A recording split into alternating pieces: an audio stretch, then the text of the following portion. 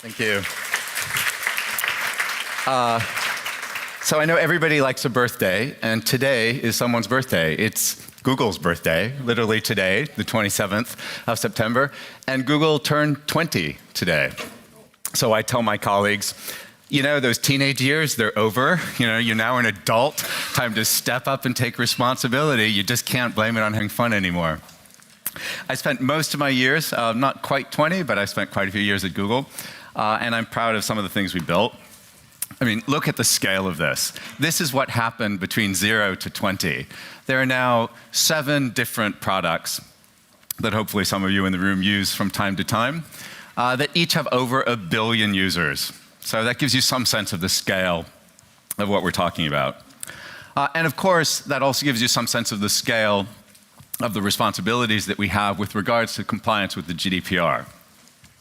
So I'll interrupt just very briefly to make a little announcement that's relevant to the GDPR and that's relevant to Berlin. The CSA, you see up there, the Cloud Security Alliance is forming a Center of Excellence to be based with new physical headquarters here in Berlin, dedicated to helping companies figure out how to comply with the GDPR. Why is Google saying that? We're a founding member.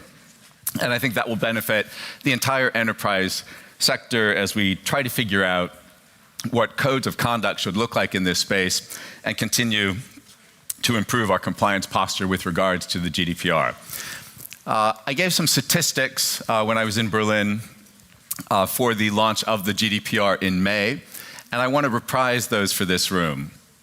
I want to reprise them because they're numbers, they're hard numbers. It's what Google as one large company invested in our GDPR prep readiness work. This is what it took us to try to get ready for it.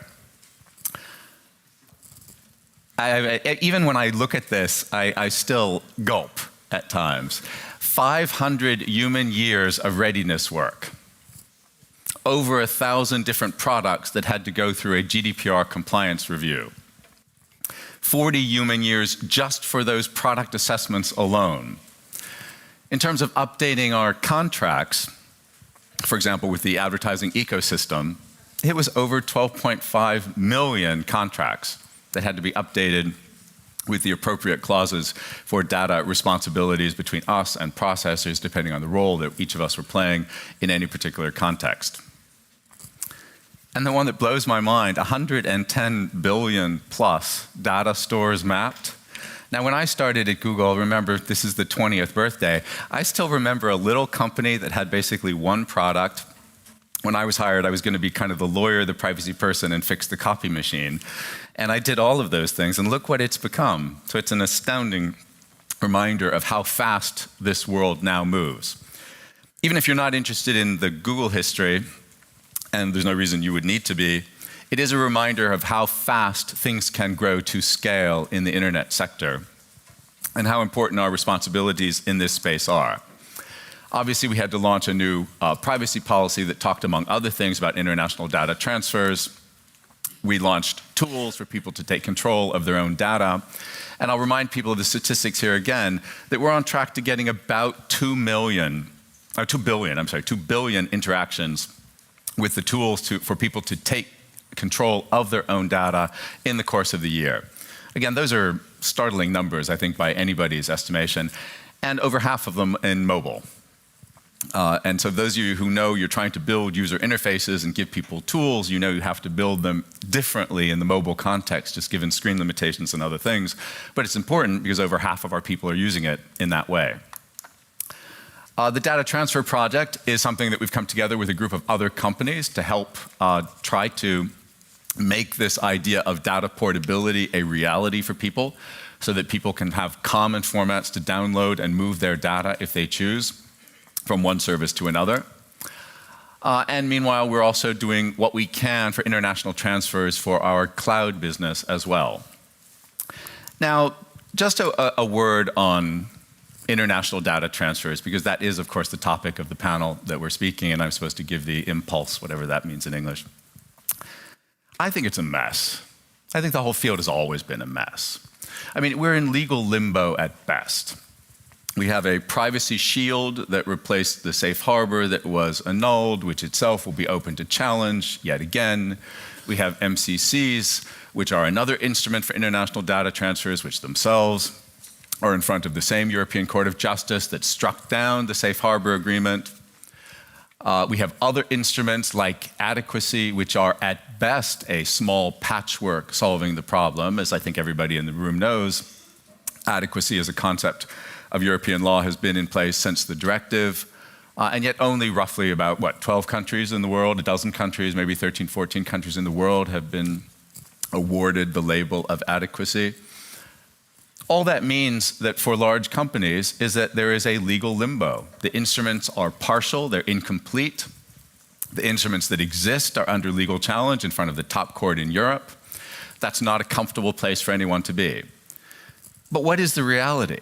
Well, the reality is, since at least the internet, data has been zipping around the planet, largely in a sense that does not even understand what a natural geographic political border is even meant to be. I mean, I would even submit that you could not tell me physically where your data exists within your organizations. To the extent that data has become digital, it's not a physical thing anymore. Data isn't that thing on a piece of paper, that piece of paper that you can put in a file cabinet here in Berlin, or that you can take with you and move to New York. That's just not the model anymore. What it is it's an immaterial digital record of data stored, if you will, within a physical infrastructure of data centers and other things, but which in the reality are always in more than one location. It's got to be in more than one location. You couldn't allow the data of a bank to be lost, for example, because the power in their Frankfurt data center went out one day, right? That would be completely unacceptable. So it's in many different places. At Google, we run a network of data centers around the planet. They are used for maximum efficiency, not necessarily with regards to location. Data is stored in multiple locations. Even something as simple as Gmail, and I hope some people in the room use Gmail. Even in Gmail, your own Gmail inbox elements may be stored in multiple different data centers. They may move around. They travel around the globe. I could not tell you, even if I were forced to, where that data exists. And yet, the entire world of international data transfers is kind of based on this fiction, if you will, that data has this one location, which is then moved from that one place to another place, and that other place will be acceptable if it meets certain data protection standards. Now, I think that whole field is wrong. I'm going to be a little provocative. I think the model that should be followed is the Canadian model, which is very wise to me. It says if you're a controller and you're collecting data, it's your responsibility to continue to respect the privacy standards, regardless of the location of the data. As a Canadian company, you're going to be subject to the legal obligations of the Canadian privacy law PIPEDA. If you store that data in a data center in Canada, fine. If you choose to store it on a data center instead in Mexico, your legal standards and responsibilities do not change. It's not as though the location, if you even knew what the location was of the data, is the thing that should dictate which laws and which standards apply. That makes absolutely no sense. So this is a model that's been with us since at least the 80s. Some people like the retro sound of international data transfer instruments. I guess we've all become kind of familiar, but to me, it's like ABBA. It's kind of cute, sweet, but what the hell are we still doing listening to it? So anyway, that was perhaps a bit provocative for my introductory talks, and looking forward to the panel. Thank you.